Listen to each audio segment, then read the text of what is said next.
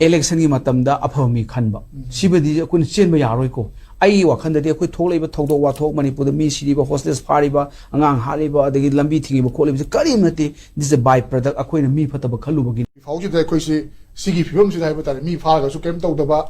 phari mi su ta an da ba center su manipur su tauri haraga makoi gi makha da leiba makoi ga yanora ga leiri ba special operation leiba kangbu do pha ba gi wafam su leita ba kayong makhalam ta gi ground rules sugar ko matamda action lo bi wafam su leita ba masida ni miyam na tin dream su ja do bitara ga koi election du koi mihut na ma change so ngai to ribra masigi marakta judiciary gi intervention ke to bi judiciary budi akoi budi sida ani ni prem ai ba hajo budi ani je kaino ka amana